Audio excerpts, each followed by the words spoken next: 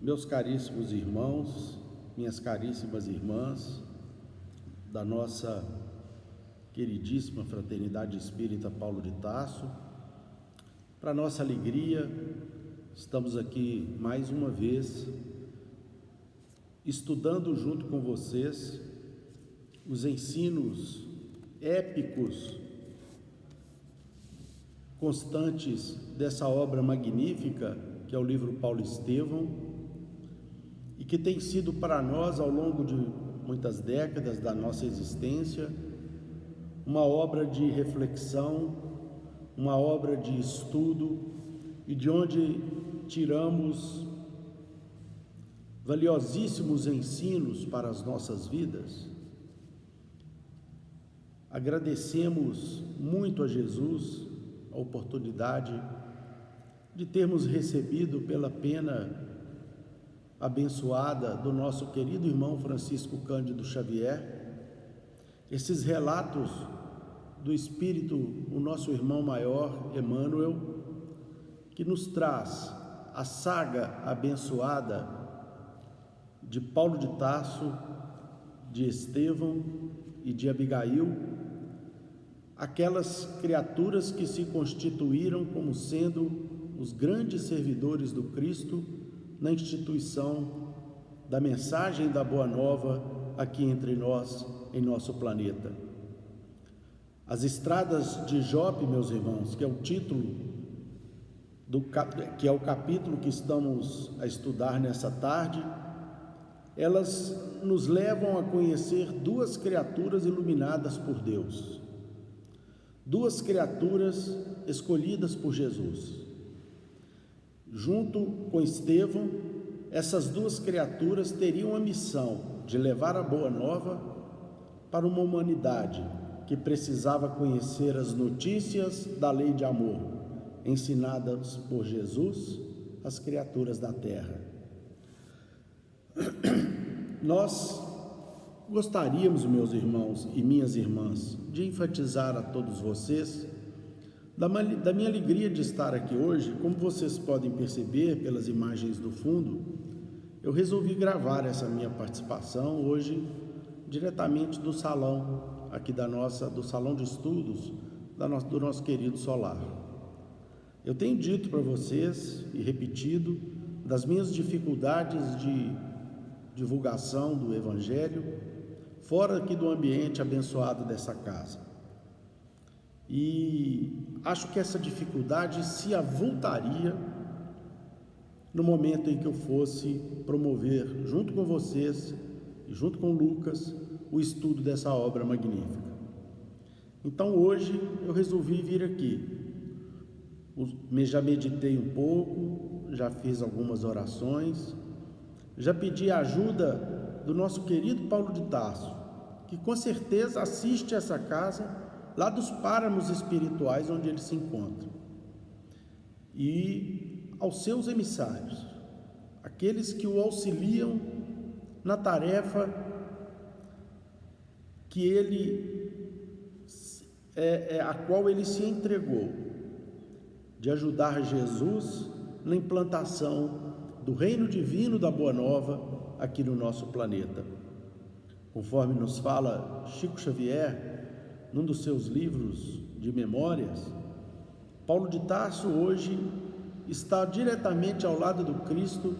ajudando na conversão das grandes inteligências que se desviaram para o mal.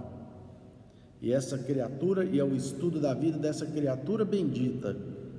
que dá o nome da nossa casa de oração, estudo e trabalho, que estamos aqui hoje de maneira muito emocionada, trazendo e estudando com os irmãos e irmãs a sua obra, a sua vida. Nós vamos, meus irmãos, começar nesse capítulo 4, nas Estradas de Jope. Evidente que não vamos fazer a leitura do capítulo. A proposição desse estudo que estamos fazendo com vocês parte do princípio de que todos já leram capítulo por capítulo que está sendo estudado no último sábado de cada mês, e desses capítulos vamos tentar extrair o essencial, embora não esteja nada aqui que não seja essencial. mas vamos tentar extrair o essencial do essencial para resumirmos em 30 minutos aquilo que não conseguiríamos resumir em muitos séculos, porque a vida de Paulo de Tarso é muito grande e auxiliado por esses campeões do Evangelho que foram Estevão e Abigail, que na qualidade de discípulos de Jesus, no mundo espiritual se propuseram auxiliar Paulo de Tarso na sua gigantesca tarefa de implementação da Boa Nova em todos os rincões do mundo conhecido em seu tempo. Estamos, meus irmãos, no ano de 35, na velha Jerusalém, e numa casa, num dos locais mais nobres da cidade de Jerusalém, um determinado hebreu de nobre estirpe aguardava ansioso a visita de alguém, a visita que ele receberia daqui a poucos instantes, e olhando a janela, observa a chegada do jovem Saulo, que num carro minúsculo, semelhante às bigas romanas, estaciona debaixo da sua janela e inicia o reencontro de dois velhos amigos, ele e Sadoc. E aí então Emmanuel começa, meus irmãos, já nessa obra, a apresentação dos atributos físicos do grande Saulo de Tarso. Até então, o hebreu com ascendência romana, que vivia na cidade de Tarso, filho de pais que com muita luta conseguiram obter uma fortuna próspera, estudante das tradições gregas ensinadas nas cidades de Alexandria e na cidade de Atenas, recebeu na sua juventude uma sólida formação intelectual. Saulo de Tarso, aparentemente nos seus 30 anos de idade, com uma fisionomia cheia de virilidade e uma máscula beleza, conforme nos informa Emmanuel. Os traços israelitas se fixavam a partir de olhos profundos e percussientes, próprio dos temperamentos apaixonados e indomáveis, ricos de agudeza e de resolução. Vejam a apresentação inicial de Saulo de Tarso. Trajando uma túnica à moda romana, falava de preferência o grego e se afeiçoara à sua cidade natal, que é a cidade de Tarso, ao convívio de mestres bem-amados que o formaram a sua conduta e seus conhecimentos, como eu disse, bebendo na fonte das origens gregas e da sabedoria grega e especialmente através das cidades de Alexandria e de Atenas. Então inicia-se um diálogo em que nós encontraremos entre aqueles dois amigos, entre aqueles dois convivas, as primeiras manifestações dos princípios morais que Saulo de Tarso já adotara como princípios de suas vidas. E isso se inicia no momento em que seu amigo Sadoc faz uma certa ironia com ele, demonstrando: mas Saulo, como estás modificado, andando num carro à moda romana, ou seja, uma biga, conversando em grego.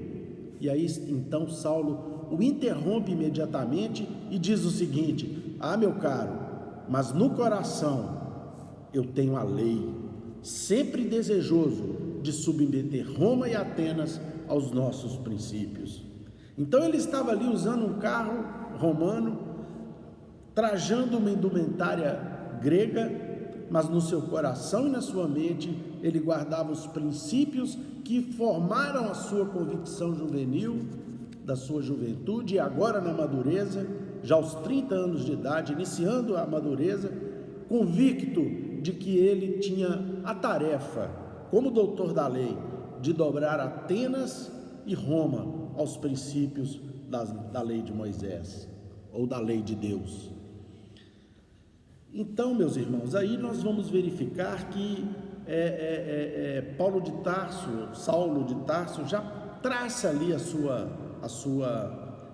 personalidade. Emmanuel já nos mostra como aquela criatura tinha um foco indesviável nos objetivos que ele traçara para a sua vida. E Sadoc então continua: meu caro, eu sei, a Biga, eu sei que ela é indispensável para as visitas a uma casinha florida na estrada de Jope, e a conversação em grego é necessária para os diálogos com aquela que será a legítima descendente de Sacar, nascida entre as flores e os mármores de Corinto. E aí ele estava se referindo de maneira jocosa, mas carinhosa,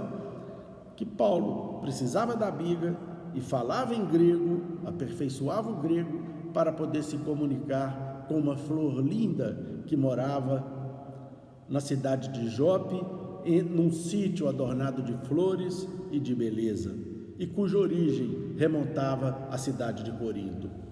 Foi então, meus irmãos, que nós tivemos as primeiras notícias daquela que seria a alma gêmea de Paulo de Tarso. Não tem dúvida nenhuma que ela é a alma gêmea de Paulo de Tarso. Espíritos que se